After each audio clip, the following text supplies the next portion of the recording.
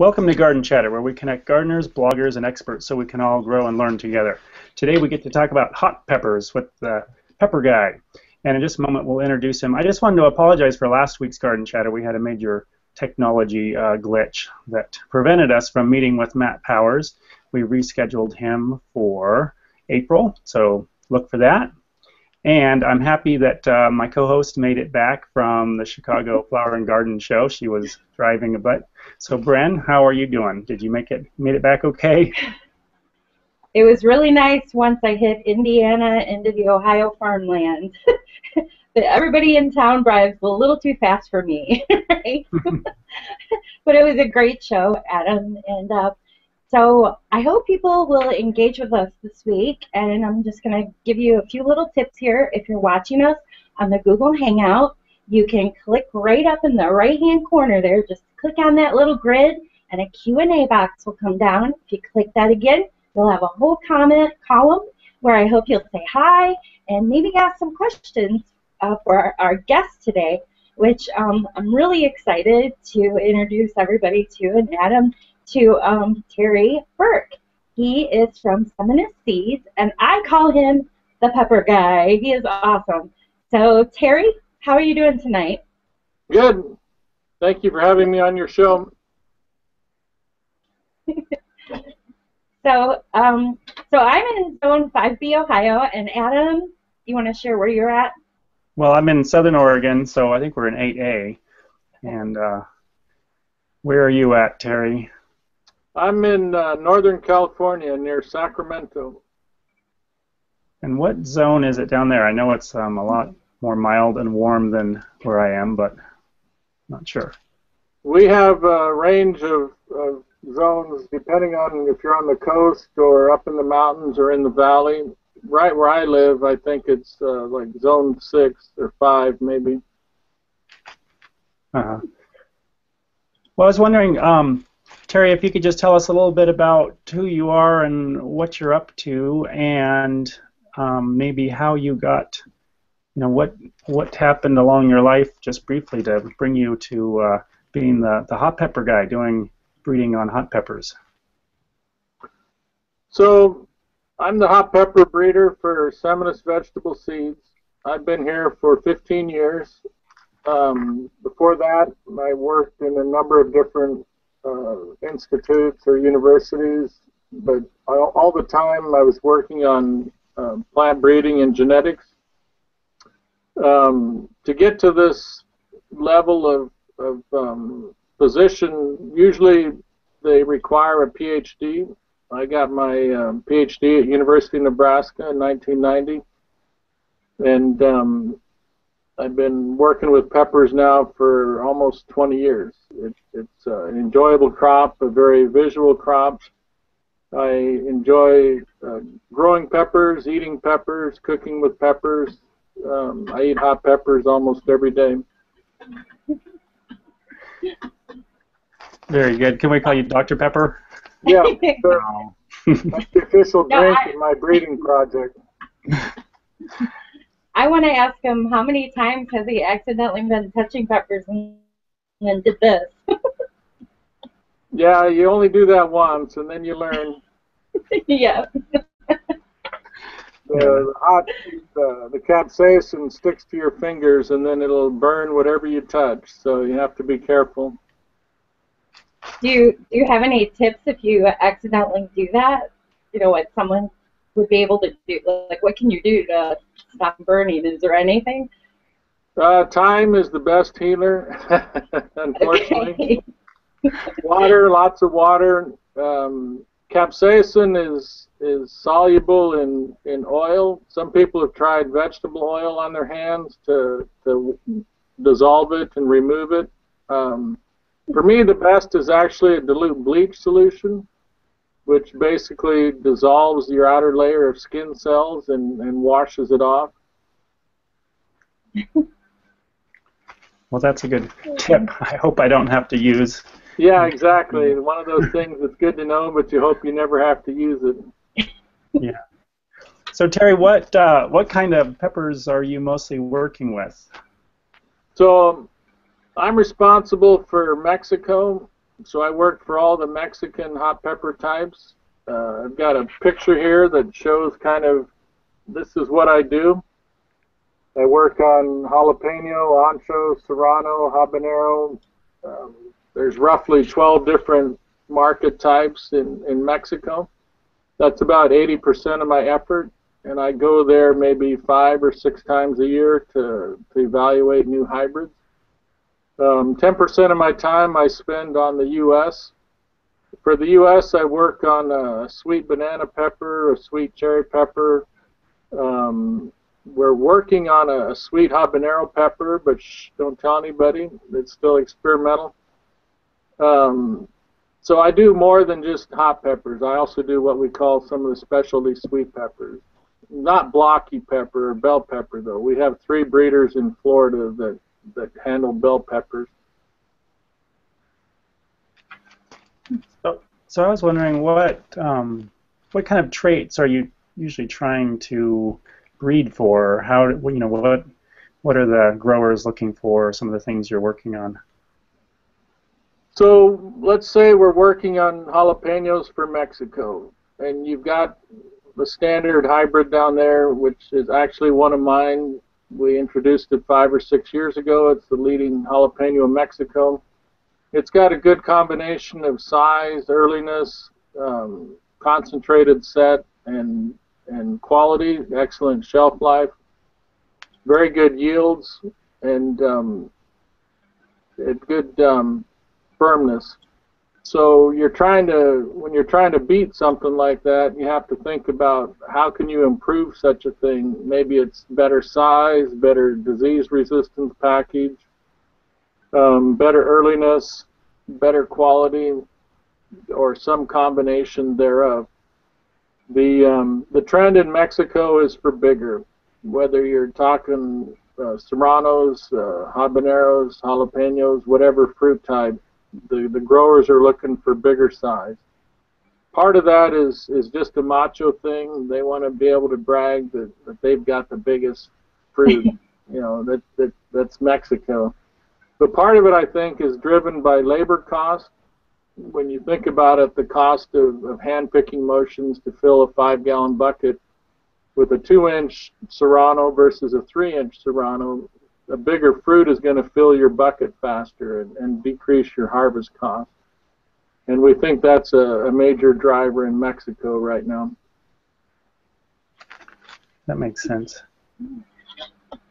So how does the traditional breeding selection process work? It's kind of confusing to me. So when we make a hybrid, you have to cross 2 parents together. You can think about it in terms that you're a hybrid, you have a mother and a father, and then maybe you have siblings that look similar to you but not the same. So plant breeding is similar to that. We develop parental lines, and we generally work in 2 gene pools, a female gene pool and a male gene pool. So you develop new female lines, you develop new male lines, then you cross them together in all possible combinations. And so you'll get a series of hybrids that are similar but not the same, kind of like you're similar to your siblings but not the same. And then you plant them and evaluate them. For me, there's no single major growing area for jalapenos, for example. They're grown all over Mexico. And they like to produce year-round, so they'll plant, let's say, right now they're harvesting in Sinaloa, which is their winter slot. They're sowing right now in the Bajío area in central Mexico. That's their spring and early summer slot. Shortly, they'll start planting in Chihuahua. That's the full summer slot. They'll come off in July and August in Chihuahua. In the fall, they come out of Tamaulipas. Well, you can imagine if you did that around the U.S., you're planting in Florida and in Texas and in Ohio and in Idaho, for example. The growing conditions are quite different. The day length is different, the temperature, the humidity. So my hybrids have to be widely adapted. They want to grow the same hybrid everywhere in Mexico. So I take the testing approach of wide adaptation. I test my hybrids all over the U.S. and Mexico. By the time it actually goes commercial, and you might see it in a home garden center or in a grower's field, I've looked at it 35 or 40 times. Before I'll put my stamp of approval on a hybrid to go commercial, you know, I want to make sure that it's widely adapted and it's going to provide value to the grower and to the consumer. It has to, you know, be a win-win situation, provide good yield and earliness and disease resistance to the grower, and good fruit quality and flavor and pungency for the consumer.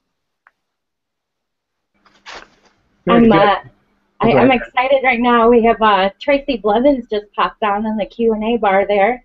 Tracy's from plantsmath.com. And so she wants to know, what do you think about grafted peppers? Grafted peppers? Probably not. The grafted tomatoes, yeah. There's a lot of interest in grafted tomatoes, and a lot of the industry has gone to grafted tomatoes. Tomatoes generally have a very weak root system, and when you graft onto a good root stock, you can overcome that. Peppers, on the other hand, generally have a pretty strong root system compared to tomato, and we really haven't seen much benefit from grafting peppers. When you pay for a grafted plant, you're paying 3 times. You're paying for the rootstock, you're paying for the scion, and you're paying the cost of the grafting operation. So you better get some value out of that plant to be able to pay for that grafted seedling. Absolutely. I was wondering, hey, maybe we should mention that shirt. We have a giveaway tonight. Oh, yeah. All right, Terry, you're gonna model it for us? Yeah, Terry graciously offered to do a giveaway of a shirt, Seminous Peppers. And a nice summery shirt, light cotton. All you have to tell me is men's or women's and what size. We have from small through extra large. And we'll offer a free shirt to whoever brand decides is the winner. That's right. And Brandon and we were wondering how we might do that, and we decided that we really want to have people engage with the questions and comments as much as possible, because that's one of the fun features of doing these Hangouts live. And so far we have Diane and Tracy have made comments. So they're our first 2 contestants. If you don't have any real question, just do a little shout out, say, hey, I'm in such and such town, and yeah, that'd be fine. So let's see, what else? Tracy also is wondering, what's your favorite jalapeno variety? She says, I live in Virginia and experience some periods of warm nights, love peppers. Any thoughts on your favorite? So jalapeno is my favorite fruit type. Of all the hot peppers, I enjoy eating jalapenos the most because they're so versatile. You can harvest them fresh and dice them for a pico de gallo salsa. You can roast them whole on the grill and eat them that way. You can pickle them. I have a couple good recipes for pickled jalapenos. And also, if you let them go to red, you can smoke them and dry them, and that becomes chipotle. A lot of people don't realize that the chipotle powder is from a dried, smoked red jalapeno. So I like all jalapeno in all those forms. As far as a favorite variety, the leading hybrid in Mexico right now is a number. It's 5807, and that's usually what I plant in the borders of my field that we sample for eating every summer. And that's a lot of what you're getting in the grocery stores in the U.S. right now is coming out of Mexico, and those are 5807 fruits. Very good. I wonder, Diane had a question. Diane Blazek. She said you've bred some of the AAS winners, right? Which ones? So I've had 6 All-America selection winners. My first one was, I believe, 2006, perhaps, called Mariachi. That's a Rio de Oro type. In 2007, we came out with a Pasilla called Holy Moly. Pasillas are one of the 3 hot pepper ingredients in mole, the Mexican chocolate hot sauce. Then we took a couple years break from entering the All-America trials, but more recently we've been back and had several winners. Last year, Sweet Sunset, which is a sweet banana, was announced as a winner. And then this year I had 3 winners. We had Emerald Fire, a jalapeno. We had Fiery Flare, a Fresno type. And then Hot Sunset, which is a hot banana, a complement to Sweet Sunset. So we've got almost all the major segments covered, and we've got, hopefully we'll have some more coming in the future to cover all the segments. Congratulations, that's very impressive. Thank you. 3 this year, wow. Many breeders, you know, never win or might only win 1 All-America award during their career. And I've been fortunate to have 6 already, and hope to have more.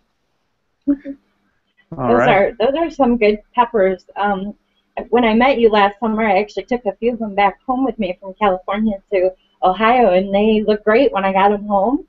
And used them up in some salsa recipes, you know. And one of the real hot ones, my neighbor who's crazy about hot stuff, he just bit right into it. But so Terry, when I met you, we talked about how when a pepper is stressed, it gets hotter. Can we kind of talk about that? Can you like share that with our audience?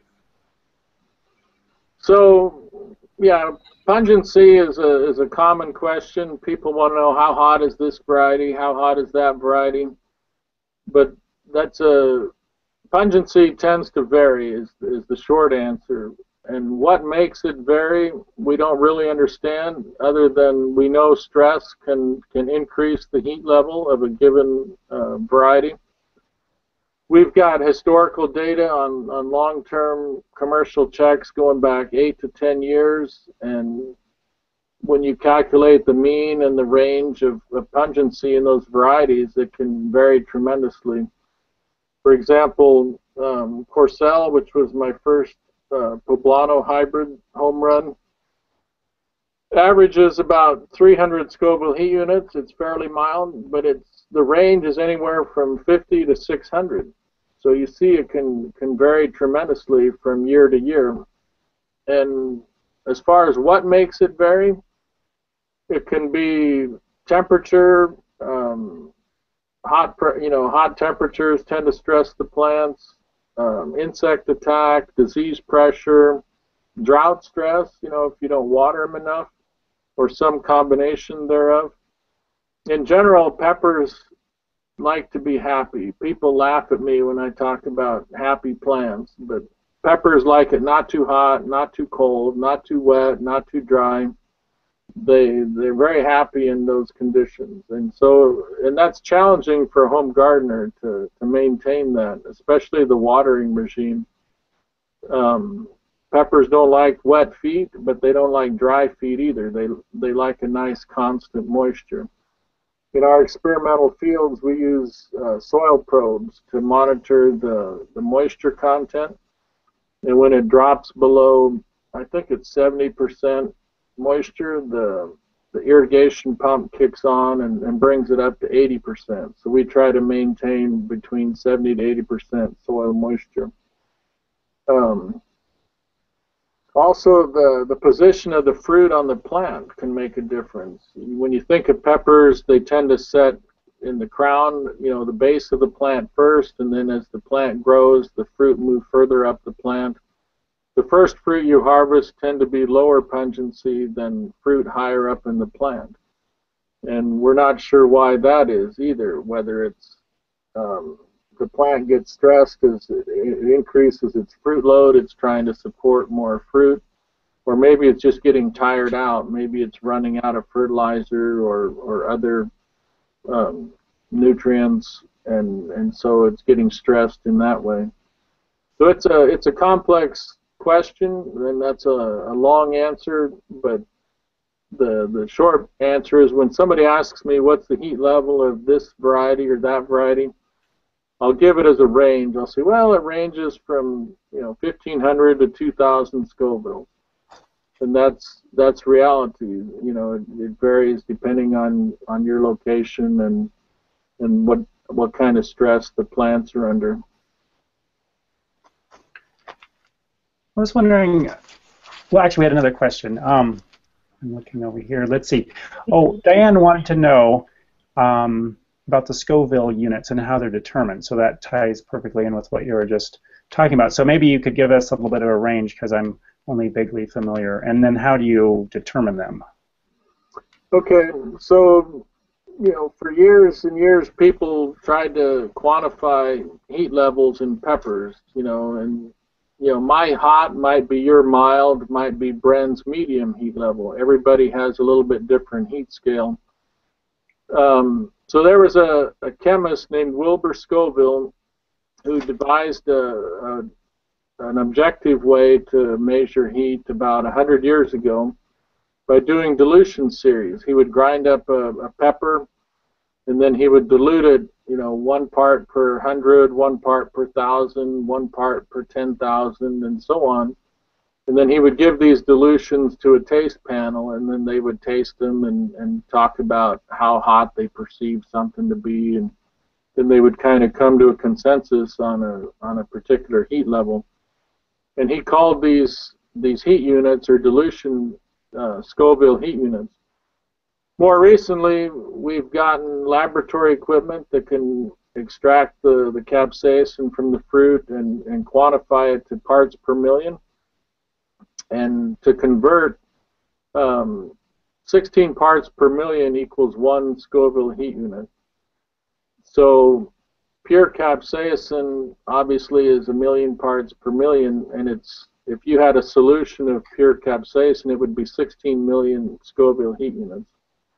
So that's wicked hot. That's nasty stuff. You wear a full hazmat suit and respirator and whatever you can to handle that kind of stuff.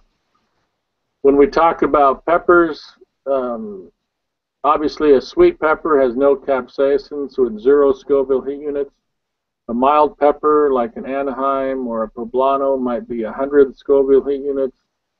Something that's more of a medium heat level like a Fresno pepper might be 2,000 Scoville heat units. Jalapenos usually run about 3,000 to 3,500 Scoville heat units. Then as you go up the heat scale, you get to habanero. They run about 20,000 Scoville heat units. And more recently, there's been some of the super hot peppers, like the boot jalokia, the naga viper. Those things are wicked hot. They run around 100,000 Scoville heat units. Now, the one thing you have to remember is you have to know what basis they're expressed in. They can be expressed on a fresh fruit basis or a dried fruit basis. All the units I give are expressed on a fresh fruit basis because that's normally what growers sell, and so I try to have it be related to what the growers provide. When people talk about habaneros and the super hots like boot jalokia, many times they'll report it on a dry fruit basis. So you might hear habaneros at 150,000 or 200,000 Scovilles. That's on a dry basis. And you might hear boot jalokia rated at 1,000,000 Scoville heat units. That's on a dry fruit basis. So when you hear a number, you have to understand, is that reported on a fresh or dried basis? So when we're talking about these really hot peppers, and I've experienced a few really hot peppers, why? I mean, what is the excitement with having such a hot pepper? You know, is it different in Mexico than America? I mean, why? People just, I mean, they get an endorphin rush from eating hot peppers. It stimulates your metabolism, and it generates a lot of endorphins, which give you that good feeling. I like hot peppers. I'm not afraid to bite into a habanero. Last year I had some boot jalokias in my greenhouse, and I was out there doing some evaluations one afternoon, and I'm looking at the boot jalokia thinking, they can't really be that hot, can they? So I took a bite out of one. Man alive, that just about killed me. But there's nothing you can do in the greenhouse, right? You just stand there and sweat till it passes. But then afterwards, you get this massive endorphin rush, and it just feels great. So. Oh man, you and my neighbor would get along great. Marathons, right? Or they do other, endurance things that generate endorphins and give them a nice feeling. So. So, really quick, I want to just mention, because there's a few people on Twitter that's having a hard time commenting on the Hangout. You can also use the hashtag Garden Chatter on Twitter. So if you have a question for Terry, please tweet us at hashtag Garden Chatter. Yeah, we did discover that if you're on a mobile device, you can't actually get on and leave comments and questions. It has to be a laptop or desktop PC, so that's a bummer, but maybe that'll change eventually. So another question, do you have, and this kind of ties maybe in with one question that Casey Tomato put on here, do you have any varieties that are available to the home gardener? Yeah, we sell a number of varieties through the home garden channel. We don't brand them Seminus ourselves. Normally what we do is we sell the seed to somebody like Berke or Park or Shumway. Then they just put their label on it and sell it. We sell, for example, a cayenne pepper called Messia. I've seen that listed in several home garden catalogs. We sell a hot cherry called Cherry Bomb. I've seen that listed in several home garden catalogs. I'm sure a lot of the new All-America winners will be carried. I've seen Mariachi carried for several years in some of the home garden catalogs. So yeah, we have a lot of stuff available for sale through home garden. All right, and then this is the somewhat related question, I think. Casey Tomato asked, does Seminus develop any pepper varieties specifically developed for low input organic growing conditions? We don't breed specifically for organic, but our varieties tend to fit pretty well into organic systems because of our disease resistance and our hybrid vigor. And there are a number of organic growers in California that I know use my varieties, especially I've seen Corcel, my Poblano, in a number of organic fields. I've seen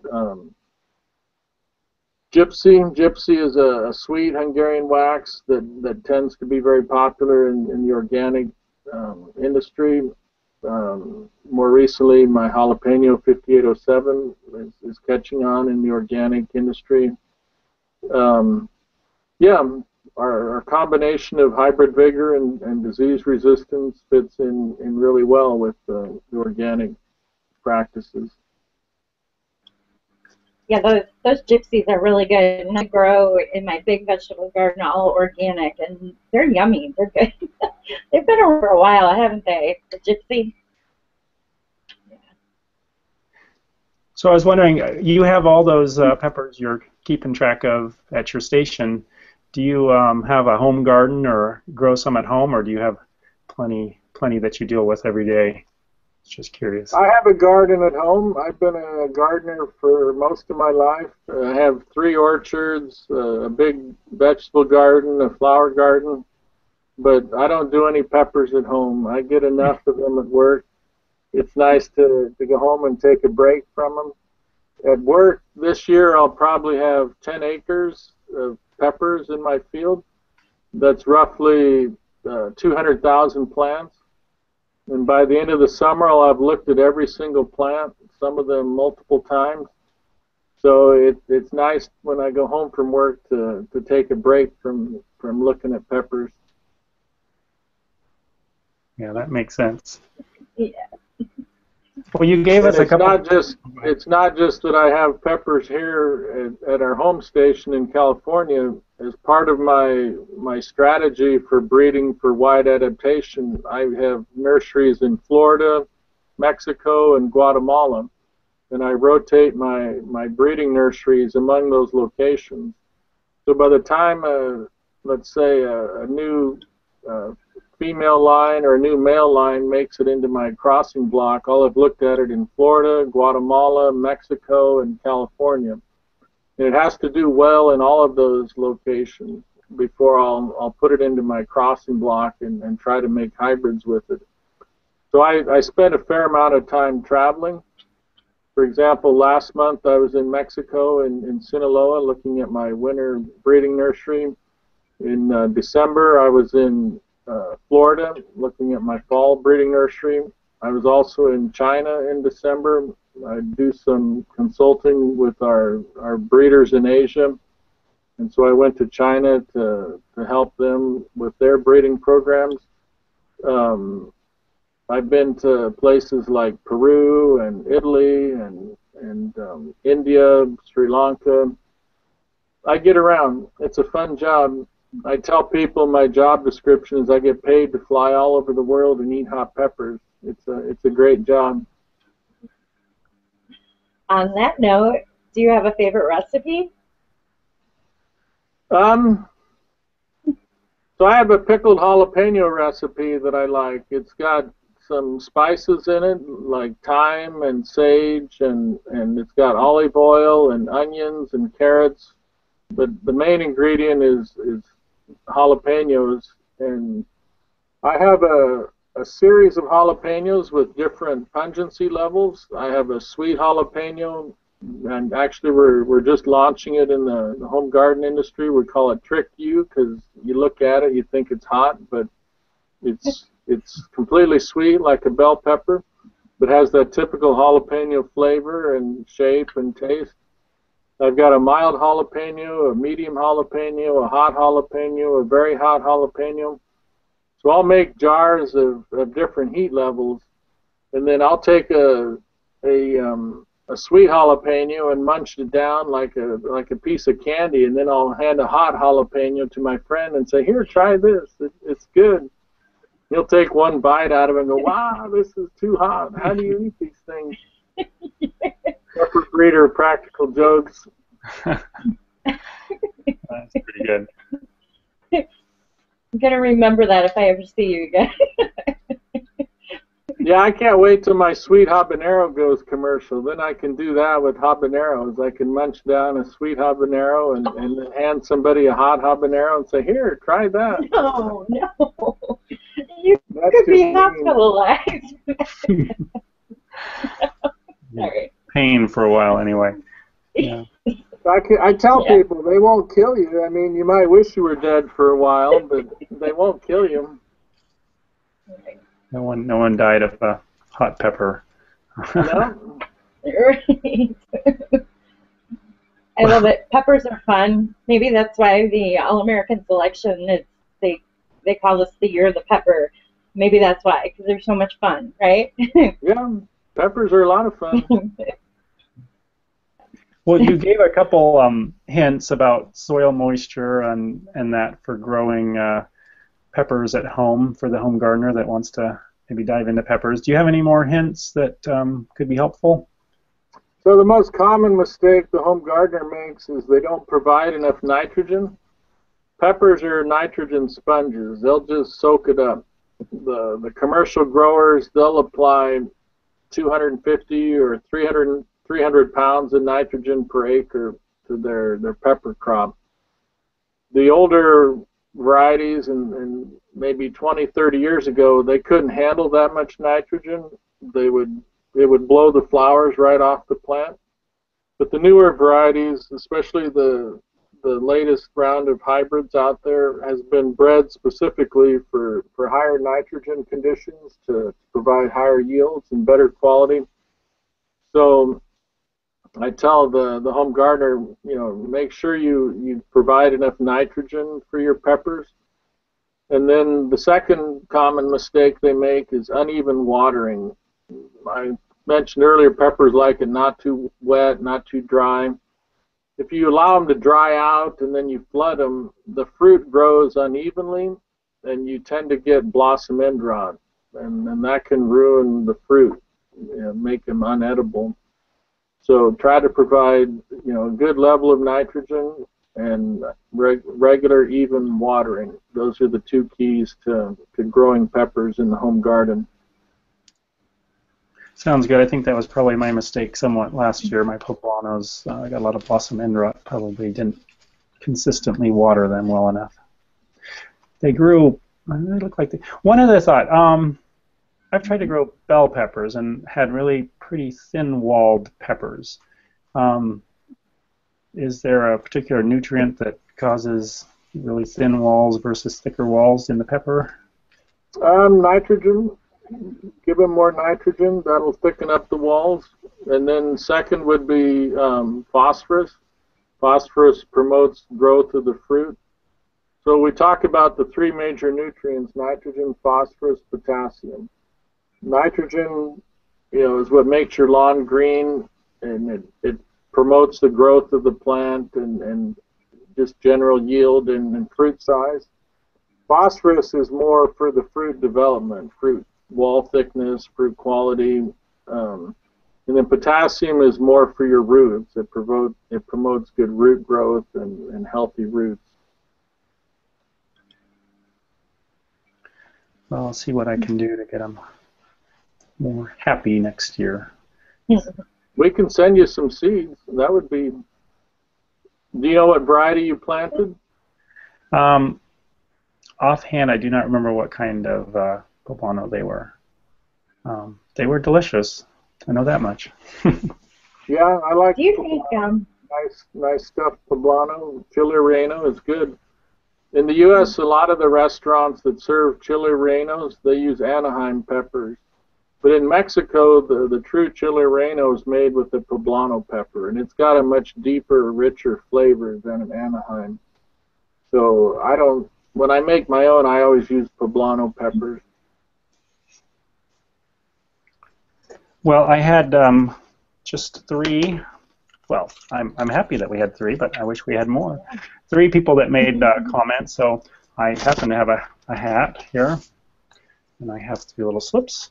Tracy, Diane, and Casey Tomato. So I'm going to shake them around a little bit. Reach in there. Let's see what we get. We need some background music. We have Diane. We have a shirt winner. So Diane, if you're listening, maybe you could just pop in what size you prefer of shirt, and then we'll get in touch with you and figure out how we can deliver it to you. Well, it's sure been fun talking peppers with you, Terry. I really appreciate you taking the time out at the end of your day to join us. And, you're welcome. I enjoy peppers, all aspects of them: growing, eating, tasting, helping other people to grow them. All right. Maybe if you have a recipe or 2 that you're willing to share, maybe I could put them in a blog post and make them available to folks. So, all right. We can do recipes. Well, Bryn, where can folks find us if they want to look us up?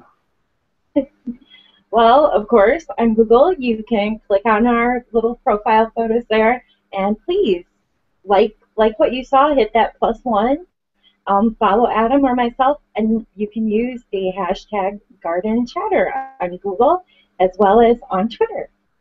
And we've got some more great things coming up, but I'm excited. I want it to be summer. I want to grow my peppers. Yeah.